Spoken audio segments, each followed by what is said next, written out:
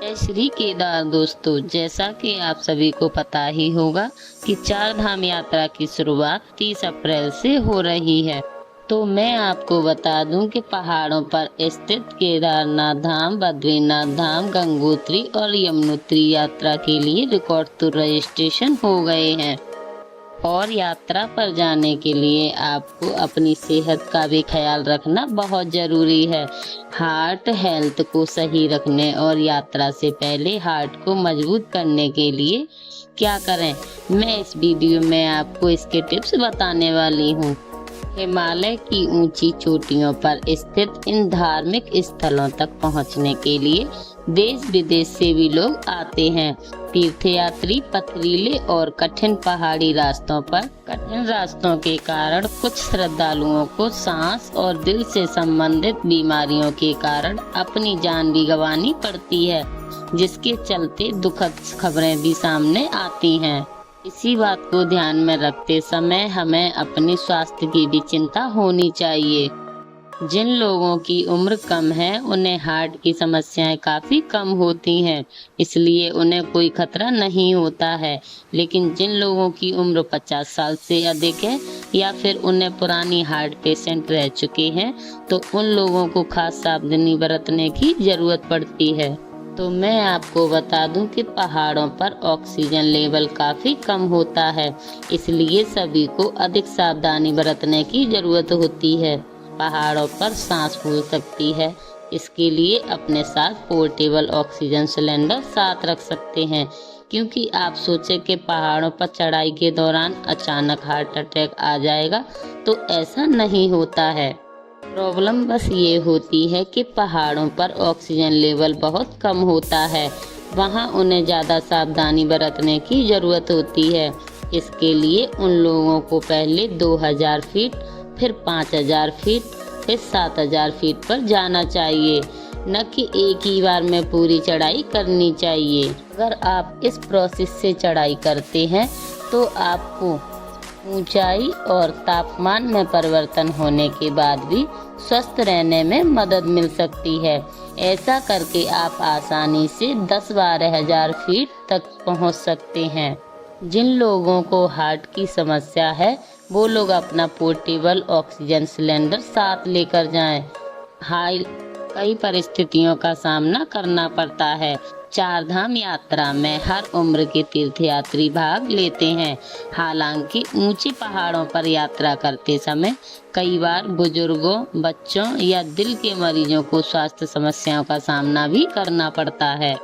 और अपनी डाइट हल्की रखें, ज़्यादा न खाएं, एक साथ पेट भर के न खाएं, बल्कि थोड़ा थोड़ा खाएं।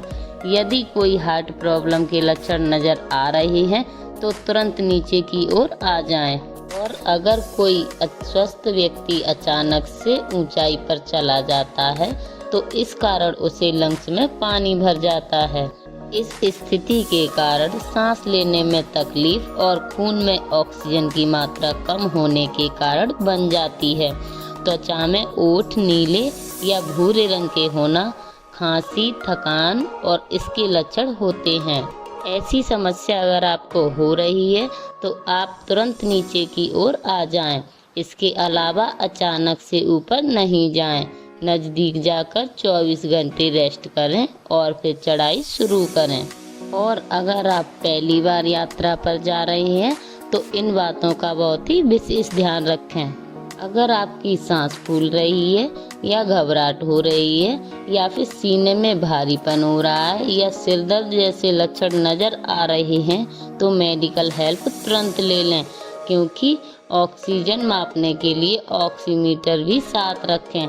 यदि ऑक्सीजन का लेवल 90% हो तो कम से कम आपको मेडिकल मदद लेनी चाहिए और सावधान रहना चाहिए। अगर यात्रा पर नॉर्मल व्यक्ति आते हैं तो उन्हें किसी की कोई ज़रूरत नहीं होती है, लेकिन जो हार्ट पेशेंट हैं उनकी अपनी सारी दवाइयाँ साथ रखनी चाहिए। खून पतला करने वाली और ब्लड प्रेशर या शुगर की दवाई की खुराक अपने साथ ही रखें। इसके अलावा कोई ना कोई आपके साथ भी ज़रूर रहना चाहिए ताकि इमरजेंसी में आपकी मदद कर सके। अगर आप पहली बार चार धाम यात्रा पर जा रहे हैं तो आप अपने आप को कैसे तैयार रखें। तो मैं आपको बताती हूँ कि चार धाम यात्रा के लिए आपको एक्स्ट्रा मेहनत करने की कोई ज़रूरत नहीं है। बस खाना हेल्थी खाएं, वॉकिंग रनिंग करते रहें ताकि अचानक से बॉडी को शॉक न लगे। इसके अलावा मसल्स की स्ट्रेचिंग करते रहें और पानी पीते रहें। यदि आपका रूटीन में एक्टिव नहीं है तो हल्की फुल्की एक्सरसाइज में शुरुआत करें और धीरे धीरे इंटेंसिटी बढ़ाएं। एक साथ ही पूरी चढ़ाई पूरी न करें, धीरे धीरे क्षमता के मुताबिक चढ़ें। और हाँ, सबसे अहम बात, बॉडी की भी सुने और अधिक लोड न डालें।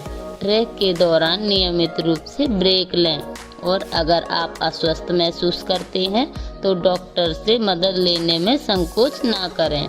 और आप अपनी फिटनेस का भी बहुत ध्यान रखें।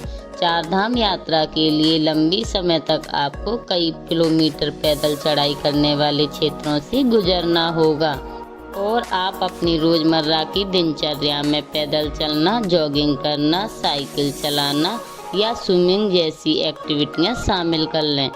और हफ्ते में कम से कम 5 दिन कम से कम 30-45 मिनट तक एक्सरसाइज भी करें।